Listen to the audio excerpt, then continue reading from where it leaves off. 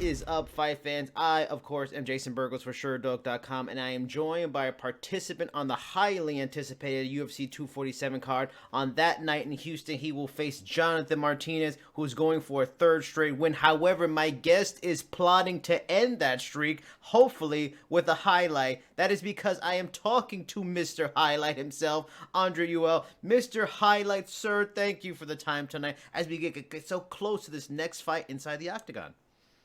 Hey, thank you for having me, brother. Truly, truly appreciate that. It's all my pleasure. I have a bunch of questions for you now.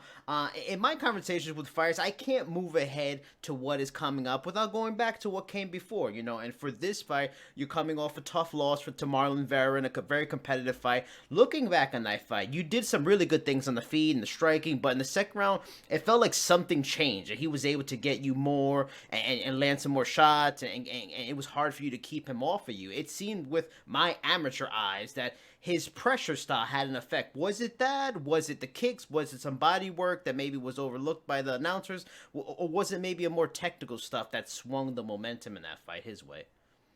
I guess you could say it's probably momentum. Obviously, first round, I ended up taking over on that. But the problem was in that first round, he had that submission attempt.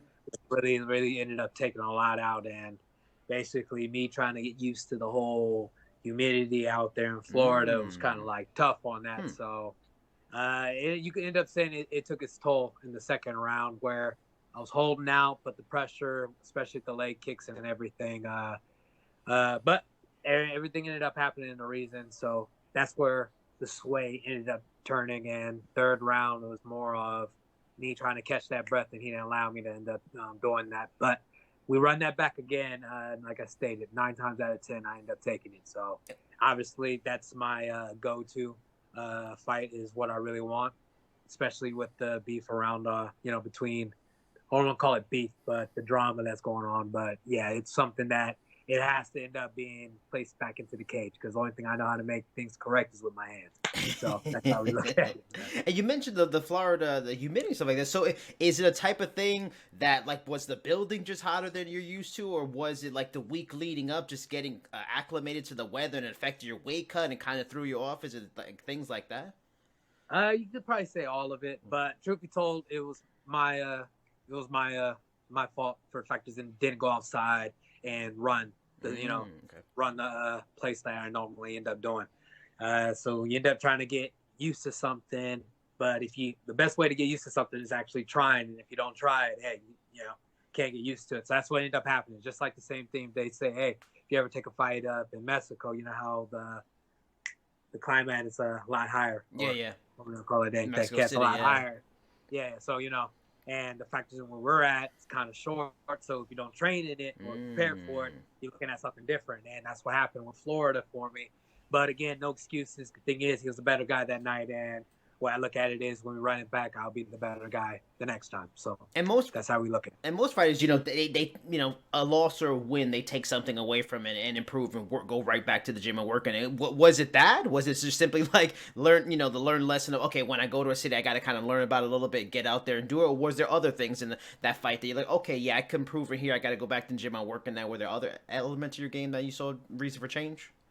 Yeah, for that part, definitely make sure I end up getting used to where I'm at. And then it ends up following into the moment that I should have been on dog mode when I fought Vera. Because Vera's a dog. Yeah. And it doesn't matter how you end up looking at it. He'll bring it from different angles. And the thing that makes him a full, complete package is the fact that he is dangerous on the ground. He is, or what my professor stated is that at my weight class, he is the deadliest black belt on the ground in our weight class. And for him to say it, that's saying a lot. And for that just being like placed on my table, it's one of those, he's dangerous and I'm dangerous, so I got to keep it on the ground. But we already seen what happened in the first round, where his mind was not trying to throw. Yeah. My mindset was, we're going to throw, because normally you look at all of his fights, what was he doing? Trying to throw at everybody. But with me, it was the opposite. So now my mind was set on something else. And now he went in to open it up in his striking game. So like I said, better fighter that night. Do the especially in the second round. Do you look at that situation because the win for him catapulted him into the rankings and stuff like that? Do you look at that win as a takeaway also in terms of, okay, now I know what the highest level is. Now I know what the ranked level is. I know where I need to be. Do you take that also as information and you put it in as your evolution as a fighter, your progression? Like, okay, this is he just beat me. I made some mistakes, but he's at that top level, the ranked level. Okay, I'm here. I need to do this to get to the ranked level. Do you take away things like that from a fight? That I definitely do. Just factors in one. If you end up looking at it, he was winning all these fights, right? Mm-hmm. Have not been ranked. Yeah. He fights me, now he gets ranked. Yeah. You got to end up looking at where things is. So meaning if it's replaced, everything went my direction, I win, I'll be at number 14 or at least 15 or, somewhere in the rankings where people will be like, hey, he's the guy to beat. And right now I am the guy to beat, even though I took a tough loss to a tough competitor that was a ranked, basically now ranked fighter. I get back in about another win, another 1 or 2 wins. I'm going to be right there knocking on the door as in ranking numbers as well. And like I stated, my eyes, I'm that shark that's hunting for one person right now, and that's Vera. And till I get that fight, obviously whatever else I got to end up doing to get me there, but that's the only one person that I want. And, but again, they don't have me yet. There's other numbers, and I'm gladly to end up taking those numbers as well. I mean, we always see fighters call for an opponent after a win. Is this already foreshadowing? Are we already letting the world know it's gonna be a Vera call out after the end of this fight? Oh yeah. Basically, that's what it is. It's a Vera call out, and I'm gonna keep knocking on his door or knocking at his house, however you want to look at it. Because I'm here to clean house, so regardless of the situation, I will be knocking at his door until he answers. And if he doesn't answer, like I stated, whoever else they place up, that when they put me back on the mic, it's gonna be, hey Vera, et cetera, and then again and again until me and him meet up. So it's either down the line he keeps winning, I keep winning. It's just gonna make it look sweeter when it ends up happening. We meet up, There you go. About that time, hey. For the people that watch this, you just got breaking news. Andre just gave you breaking news before the rest of the world got it. You're welcome, everybody. Now, in this fight coming up with Martinez, you will again have a big reach advantage, which was an interesting element of the fight with Vera. Talk to me about like the technical aspects of how you make that work for you. And because I don't understand fighting on the level you do, an expert professional fighter. And I'm curious about that. I'm sure it's more than just being able to pop a jab from a long range. How have you and your coaches prepared to make use of what you have in your God-given naturally long arms? Well, it's always coming down. You want to use your reach and everything, and the technical part about that, it's literally space and whatnot. But I'm the type of person that likes to keep things exciting. I'm gonna be real with you. I am a crowd pleaser because I can do the ground things, and like I stated, by me having this mentality, it sways me away from like the certain fights like Vera, like where I could have ended up controlling the ground when I had him on the ground, but instead was let's get up and throw, and that's how it was. And if you look at everybody else, all my other fights is automatically like that. Let's throw. But how I end up taking it, it's one of those reach advantage I do have, but I have other advantages in every other direction. I have speed, I have the power, I have height, I have weight. I end up looking at it. So now it's just me going in there to show that. And obviously I know that Martinez is he's a gamer, he's a fighter. He's looking for a brawler. So I'm the guy that he actually got matched up perfectly with because I'm automatically down to throw. But now it comes down to this other moment if he wants to throw or try to end up taking it to the ground. The boy just got his purple belt, so your man's gonna be out here with full jits mode and jits attitude. You feel me? But if it doesn't, like I stated, I'm prepared and ready for every direction. I have an A game, and my A game is automatically coming at him. So if they say, "Hey, you got a backup?" No, my backup is my A game. A game is my B game is my A game. My C game is my A game. Everything reverts back to the A game of me being dominant, coming out fast, coming out with, hey, basically me, keeping it excited. Is there ever like a conflict, internally, or maybe even with your coaches in that way? Because that's almost the conflict I think for every UFC fighter. There's a belief that go out there and be exciting, and then you can hang around, you get bigger fights, you draw their attention, like that. But for someone like you who has skills on various levels and maybe could fight in a different way, is there ever a point where, especially coming off a loss, it's you don't want to get too in a row? Is there a part where you like, you know what? I can be exciting, but maybe I got technical, get that W. Or for you, is the fun of fighting just being in there and being a dog and being aggressive. It would take the passion out of it for you to be overly technical, careful. And it's that part right there, you know. I have basically like two versions, you know. It's one version where I'm challenging myself at the same time I'm keeping it exciting, and it kind of like diverts into a situation of what they're good at and make sure I watch out for it. And then you have the other side of me where it's like, hey, it doesn't matter how you end up looking at it. I'm about to, it's party time, you know. And you guys are about to get the party time for this for next weekend type thing, you know. Just practicing, there's so much elements that I'm able to bring to the table, but I don't, you know, because like hey, let's keep it here, you know, this will keep it exciting. But next time I'll keep it there into a different direction where it's the true me, and people end up getting ready to see the true me, you know. So, but yeah, but it'll be like a little baby surprise once I get off on the mic and let everybody know, because you know, questions going to be throwing out everywhere, like, oh, this, why you do this, or why you do that, and I'm out like 100 answers for it, you know. But at the end of the day, it's my mindset is keep it exciting. You know, the crowd wants it. Hey, I want to be the next big man, you know, and I'm going to be that next big man. And for me to be that, I got to do what I have to do is keep things exciting. Mr. Entertainment. So, you know, bump Mr. High, like call me Mr. Entertainment, you know, the great one. You know, the Futures Peeper champ. It doesn't matter how you look at it. I'm that guy. For you, then, is, you know, do you, in a way, not maybe idolize or admire or just look up to, do you respect someone more like a Cowboy Cerrone more so than you know, maybe someone like Jon Jones or something like that, because they're willing to go out there, be exciting, be a little more aggressive, take some risk? Is that what you'd want to be? You'd want to be someone like a Donald Cerrone 10 years from now? It's an exciting fighter in the sport. Diego Sanchez more so than someone that's uber technical and plays it safe and plays a little careful to get the W? Yeah, like definitely like Donald Cerrone. Like you know, he's super exciting. Or hey, let's go to, you know, one weight class over me. Max. Max is very excited. Doesn't matter how he ends up doing it, he brings excitement. And you know, we can go in that direction of Connor. Like it doesn't matter inside and outside, he's always there's something, you know, with him. So he's exciting. And nope, Jon Jones is my second favorite fighter. He was number one, but Mighty Mouse before he got moved over to one championship. He was the man, you know. And only why he ended up taking number one spot, because he did this, like, he ended up flinging his damn opponent in the air. Yes. He landed in an arm bar. I was like, hold on. Like, you know, you know, and that's like risky, because he didn't have to do it. He had, he had the fight, but he ended up doing extra stuff just to do it. And now someone having fun. So it's like, you get people like that, and you end up looking up to it, regardless of the situation. Whatever their craft was, they did something with it. You know, Muhammad Ali, he did something outside that made his inside perfection. You know, the same thing with Bruce Lee. He did, besides movies, that man was the man on the outside, to the moment that everybody talks about him. Like, you know, and like I stated, me doing my part means 10 years down the line or 15 that I'm going to be the guy that they speak of. Like, you know, and then when I end up passing away, R.I.P. Kobe Bryant and his daughter, and hell, even Nipsey Hussle, that it comes down to that situation, like he holds a legacy regardless of the situation, that ends up impacting California. And I'm from California, so I'm aiming to make a big impact. So that's just how it looks. Yeah.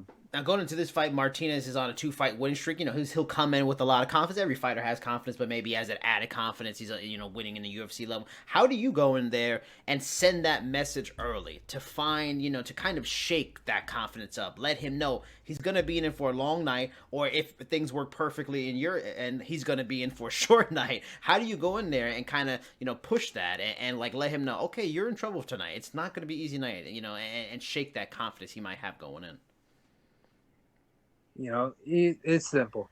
Give them a little bit of day swag, and that's literally how it is. It's day coming in there, taking over the day. Meaning right up front, letting them know what's up.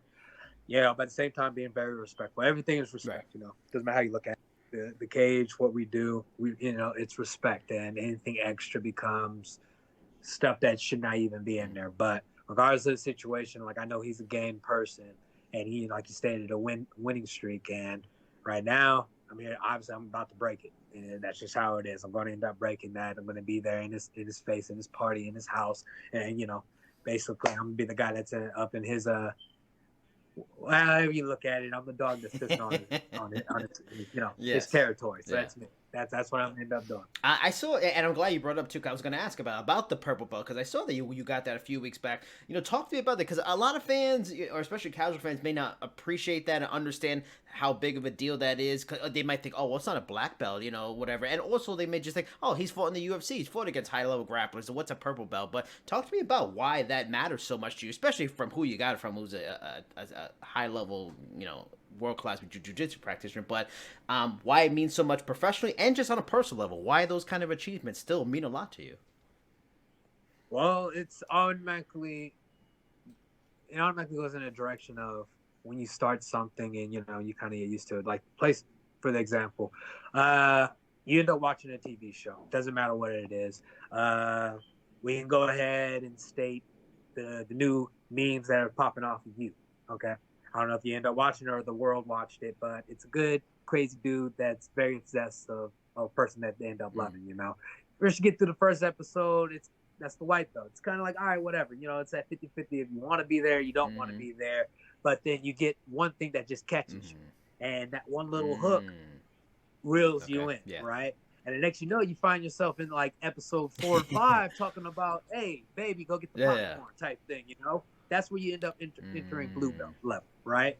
Now you end up going into the next season, and you find yourself where now you're actually talking and over here speaking and throwing out your own memes like, oh, hey, he should have done this, or hey, he shouldn't do that. Hey, no, this is something that you got to end up understanding, and it kind of floats into the moment of you became a purple belt. Are you with me? Yeah. So now it's like looking for season 3. So basically you already invested to the moment if you like it or don't like it. When you get to blue belt, it's where hey, this is where you belong and you want to end up basically progressing. When you get to purple belt, you're in the middle. It doesn't matter how you look at it. It's kind of like you got to end up walking. Someone told you got to walk a 5 mile, and you get down to half 2.5. You're at 2.5. You're in the middle. You're a purple belt. So now it's like one of those, hey, I give up. I'm going to turn it back around. Guess what? You're walking 2.5 miles back. So you might as well just keep going forward, So it's like one of those things. Like I'm throwing like all these type of random scenarios, but it's where I'm at. I'm like at 2.5 in the middle of everything to the moment if I turn around, it's me quitting. But at the same time, if you think about it, when I walk back home, it's like, hey, if you would have kept going forward, you would have got your black belt. So that's where I'm at. Like, so purple belt means a lot, especially where I'm coming from in the league that I'm in. Because, I'm around nothing but a lot of black belts. You got to end up understanding all ranked fighters or black belts at some, and that's where it comes down to that moment. I know I belong in the rankings because my hands are black belt level, so let me get, So, and for me being at a purple belt, in less than probably the next 2-3 years, I should be, I'm holding my own black belt. And especially coming from Sean, Professor Sean, Gracie practitioner, and that's probably basically one of the highest, best belts you actually want to end up receiving from. So yeah, Jits is life, man. Jits is life, especially when you're purple belt. So purple belt is like season 3. What's black belt? Is black belt like, I would say a series finale, but black belt you can go a little first. So is like black belt series finale, and then black belt after that is like the spin-off shows. It's like Better Call Saul. It's like the next level shows. We'll go ahead and say Game of Thrones. Okay. Like when you didn't like the ending. So what did they end up doing? All right, we'll give you guys a prequel, and then we'll come back and let you know what happened to everybody. So that's a black belt's like that. It's like you get it, and it's like bittersweet. Like obviously it's gonna be an emotional moment. Like picture that, like Game of Thrones, as they made the ending perfect, like the way that we wanted. But at the end of the day, regardless, we still wanted more. Like, hey. Like, this is not how it should end. You guys ended it crappy, but we need more. And so they end up coming out with the prequel, and that prequel ends up by Burton, or Underworld, with Kate Beth.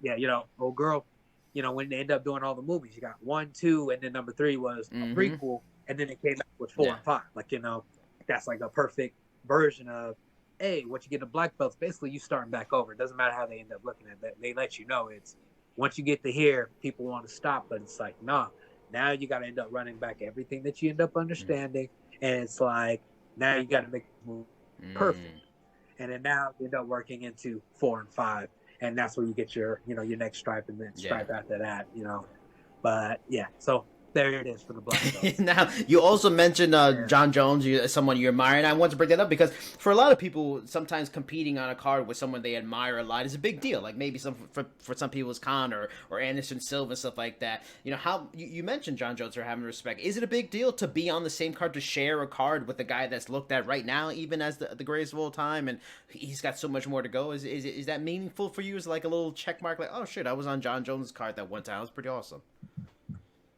Yeah, you can go ahead and place it like that. It is a check mark, and the fact is that I fought with him one time, and about last year now for this one. It's one of those things. Like it comes down to these moments of where I could be and where I should be and stuff like that. Like I always place it as a marker, as in, hey, I fought in the same card. Next time it's going to be, hey, I almost became a main event with them, as in I'm on the main card, and then next I'll be co-main with Jon Jones. And now, obviously, the goal is when he retires or when he stops. Probably he ain't gonna stop, but when he does, like I'm end up running like main events, and he's coming to my fights to watch me. And it'll be one of those like vice versa. We're probably like the same age right now, or he got me by like a year or so, or something like that. But it'll turn into these moments of, matter of fact, it was like the perfect meme. Conor ended up coming to takes a picture with Iceman. Yeah. And then there's a picture where Iceman's in the crowd looking at Conor when he's weighing in. And it's like a perfect pick. Like, like that's kind of like how I would like it with Jon. Because eventually he's going to come to my fight, and I'll be the guy that's, main event for it. But obviously it's progress, man. Progress.